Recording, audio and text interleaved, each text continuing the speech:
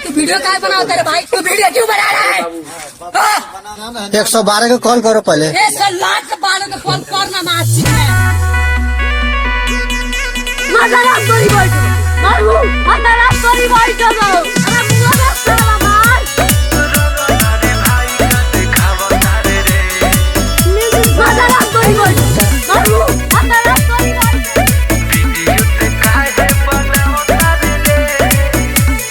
रंगदारी भाई का दिखावता रे वीडियो ते काहे बनावता रे मजाक करी बैठो रंगदारी भाई का दिखावता रे वीडियो ते काहे बनावता रे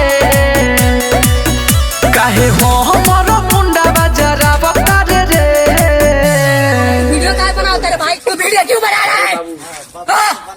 112 को कॉल करो पहले। 112 को कॉल करना मासी रंगदारी भाई का दिखावता रे वीडियो ते काहे बनावता रे रंगदारी भाई का दिखावता रे वीडियो ते काहे बनावता रे मजाक करी बैठो मारू मजाक करी बैठो अरे मजाक करवा मार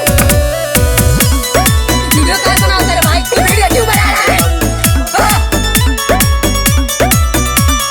112 वाला कुछो नहीं करी हमारा आगे माफाया के धरी 112 को कॉल करो पहले।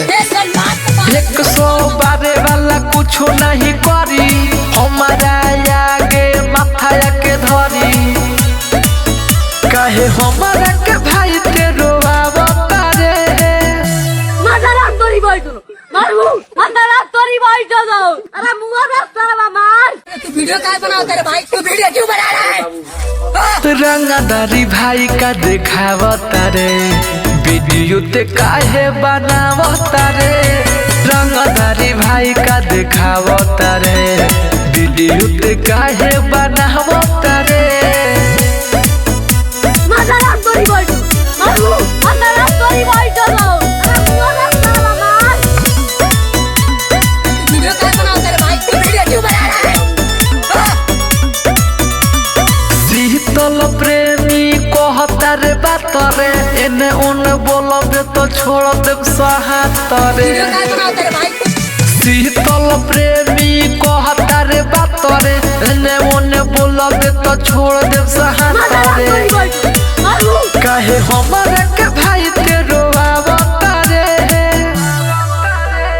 रंगदारी भाई का दिखावता रे वीडियो ते काहे बनावता रे रंगदारी भाई का दिखावता रे वीडियो ते काहे बना